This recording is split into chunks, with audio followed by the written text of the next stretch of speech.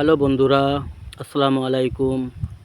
আমার প্রিয় মুসলমান বন্ধুরা, মুসলমান ভাই মা বোনেরা, আল্লাহ সুবহানাহু তাআলা আমাদের সৃষ্টিকর্তা। আল্লাহ সুবহানাহু তাআলা ছাড়া দ্বিতীয় আর কেউ নেই। গোটা জগতের সৃষ্টিকর্তা, গোটা সমস্ত সৃষ্টি জগতের সৃষ্টিকর্তা তিনি এক মহান রব্বুল আলামিন। ক্ষুদ্র থেকে ক্ষুদ্র, বড়োর থেকে বড়, আজীব অদৃশ্য বিষয়বস্তু আল্লাহ সৃষ্টি করেছেন। সমগ্র জগৎকে আল্লাহ সৃষ্টি করেছেন, সুন্দরভাবে সৃষ্টি করেছেন, সুন্দরভাবে সাজিয়েছেন এবং সমস্ত সৃষ্টি জগৎকে তিনি টিকিয়ে রেখেছেন। ফির একটা এমন সময় আসবেন, এমন একটা সময় আসবে প্রত্যেকটা সৃষ্টি জগতের জীবনে এমনই একটা সময় অতিবাহিত হবে যে সমগ্র সৃষ্টি জগৎকে একদিন সেই রব্বুল আলামিন, সমগ্র জগতের প্রতিপালক মহান স্রষ্টা রব্বুল আলামিন সমগ্র জগৎকে একদিন ধূলিসাৎ করে দেবেন, মিটিয়ে দেবেন। আর সমগ্র সৃষ্টি জগতের মধ্যে শ্রেষ্ঠ মখলুক আল্লাহ রব্বুল আলামিন মানব জাতিকে উপাধি দিয়েছেন। মানব জাতিকে সৃষ্টি জগতের শ্রেষ্ঠত্ব দিয়েছেন আল্লাহ, মহান আল্লাহ। আর এই মানুষকে কিছু বিধান দিয়েছে জীবন অতিবাহিত করার জন্য, কিছু রুলস সিস্টেম বলে দিয়েছেন। মানব জাতি যাতে করে নিজের শ্রেষ্ঠত্ব প্রমাণ করতে পারে, নিজের শ্রেষ্ঠত্বকে বজায় রাখতে পারে এবং শ্রেষ্ঠ হয়ে দুনিয়া থেকে বিদায় নিতে পারে ঈমানের সঙ্গে, সেই জন্য বন্ধুরা আল্লাহ সুবহানাহু তাআলা আমাদেরকে একটা বিধান দিয়েছে, একটা আইন দিয়েছে। সেটা হচ্ছে আল কোরআন। আল্লাহ মানব জাতির জন্য কোরআনে করিম দিয়েছে, যেই কোরআন সমগ্র মানব জাতির জন্য হেদায়েতের জরিয়া হতে পারে। আর সেই মানব জাতির জন্য হেদায়েতের জরিয়া হবে না যেই ইনসান নিজের নফসের গোলামি করবে, অতি সামান্য জ্ঞানকে, অতি সামান্য এলেম শিক্ষাকে অতিরিক্ত বেশি মনে করবে, অহংকার করবে, তাকাব্বুর করবে,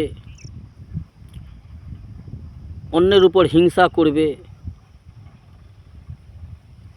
নিজেকে অত্যন্ত বড় মনে করে সবাইকে ছোট মনে করবে, আর অহংকারে তাকাব্বুরে এসে নিজের ক্ষতি নিজে করে বসবে, সেই মানব জাতিকে আল্লাহ হেদায়েত দেবেন না। সেই মানব জাতি কোরআনের দ্বারায় কোনো রকম উপকার পাবে না। সেই মানব জাতি, সেই মানুষ সন্তান, সেই মানব সন্তান, সেই ইনসান ধ্বংস হয়ে যাবে, বরবাদ হয়ে যাবে। ইহকাল ও পরকাল সমস্ত দু জগৎ হারিয়ে বসবে, দুই জাহান ধ্বংস করে বসবে সেই মানুষ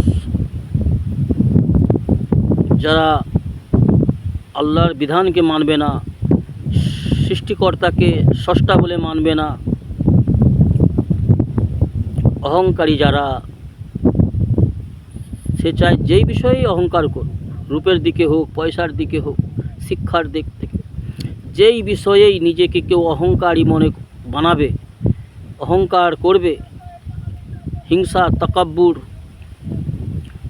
যার মধ্যে এই জিনিসটা থাকবে বন্ধুরা, সেই মানুষটা কখনোই সাকসেসফুল হতে পারবে না, সফল হতে পারবে না, কামিয়াব হতে পারবে না। কোরআন থেকে সে শিক্ষা নিতে পারবে না, কোরআন থেকে সে হেদায়েত পাবে না। তো সেই জন্য বন্ধুরা আমরা সকলেই আল্লাহর কাছে পানাহ চাইব, আল্লাহর কাছে মাগফিরাত কামনা করব, আল্লাহর কাছে হেদায়েত কামনা করব, আল্লাহর কাছে মহতাজ হয়ে ভিখারি হয়ে, কাঙ্গাল হয়ে, মাথা নত করে নিজের জিসমকে, নিজের জানকে আল্লাহর কাছে ঝুঁকিয়ে, আল্লাহর কাছে আত্মসমর্পণ করে আল্লাহর কাছে হেদায়েত কামনা করব। আল্লাহ আমাদের তৌফিক দান করুন, যাতে করে আমরা সফল হতে পারি, কামিয়াব হতে পারি, যাতে করে আমরা নাকামি থেকে বাঁচতে পারি, অপমানিত লাঞ্ছিত হওয়া থেকে, দুনিয়াতেও আখেরাতেও অপমানিত লাঞ্ছিত হওয়া থেকে যাতে করে আমরা বাঁচতে পারি এবং আমরা সফল কাম হতে পারি, দুনিয়া এবং আখেরাত দোনো জায়গাতে সম্মানীয় হতে পারি, ইজ্জতওয়ালা হতে পারি, মর্যাদাবান হতে পারি। এই জন্য বন্ধুরা, আমাদের কর্তব্য নিজেকে সমস্ত বিষয়ে নিজেকে দুর্বল কমজোর মনে করা, মহতাজ মনে করে আল্লাহর কাছে নত হই, আল্লাহর কাছে সাহায্য কামনা করি, আল্লাহর কাছে সাহায্য প্রার্থনা করি, আল্লাহর কাছে মাগফিরাত কামনা করি। বন্ধুরা, বড় বড় বীর বাহাদুর এসেছে, বড় বড় তাকাব্বুর করনেওয়ালা, বড় বড় অহংকার করনেওয়ালা, দুনিয়ার শান শওকত, বড় বড় নামি দামি ব্যক্তি দুনিয়াতে এসেছে আর দুনিয়া থেকে জলিল হয়ে, বেইজ্জত হয়ে, অপমানিত লাঞ্ছিত হয়ে দুনিয়া থেকে বিদায় নিয়ে চলে গেছে। এমনও কিছু হাস্তি আমরা দেখেছি, শুনেছি। আর এমনও কিছু হাস্তি, এমনও কিছু ব্যক্তি যারা দুনিয়ায় নিজেকে বিলীন করে দিয়েছে আল্লাহর রাজামন্দির উদ্দেশ্য নিয়ে, আল্লাহর পথে, কোরআনের পথে, রাসূলুল্লাহ সাল্লাল্লাহু আলাইহি ওয়াসাল্লামের দেখানো পথে, রাসূলুল্লাহ সাল্লাল্লাহু আলাইহি ওয়াসাল্লামের সুন্নতকে মেনে দুনিয়া থেকে সসম্মানে, ইজ্জতের সহিত, ইমানের সহিত দুনিয়া থেকে বিদায় নিয়ে যেতে পেরেছে। তারা সফল হয়ে গেছে দুনিয়ার জিন্দেগিতেও আর আখেরাতের জিন্দেগিতেও। এমনও ভাগ্যবান ব্যক্তি, সৌভাগ্যবান ব্যক্তি আল্লাহ সুবহানাহু ওয়া তাআলা যাদেরকে বড় ভালোবাসেন, তাদেরকে দ্বীন ইসলামের সহি বুঝ দান করেন, সহি জ্ঞান দান করেন। তো আমাদের মানব জাতিদের কর্তব্য যে আল্লাহর কাছে প্রত্যেকটা সময়ে গিরিয়ে সাহায্য প্রার্থনা করা, আল্লাহর কাছে মাগফিরাত কামনা করা। আল্লাহর সাহায্য ছাড়া দুনিয়ায় কোনো কিছুই হয় না বন্ধুরা, কোনো কিছু হতেই পারে না, অসম্ভব। আল্লাহর চাহাত ব্যতীত, আল্লাহর তৌফিক ব্যতীত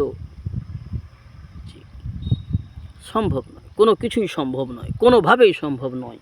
তো সেই জন্য বন্ধুরা, বেশি আল্লাহর কাছে সাহায্য কামনা করো, আল্লাহর কাছে মাগফিরাত কামনা করো। নিজেকে সমস্ত বিষয়ে দুর্বল, কমজোর, জরুরতমন্দ, প্রয়োজন আল্লাহর কাছে পেশ করি। নিজেকে সমগ্র বিষয়েই কমজোর মনে করি, দুর্বল মনে করি। জি।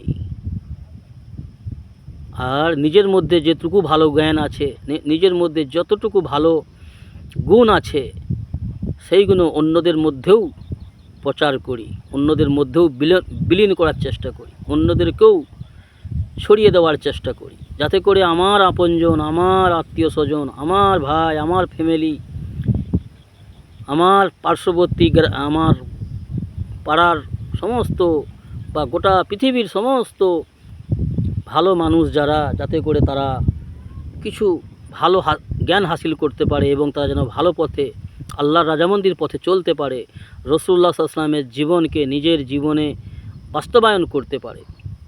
আল্লাহ আমাদের তৌফিক দান করুন। আল্লাহুম্মা আমিন।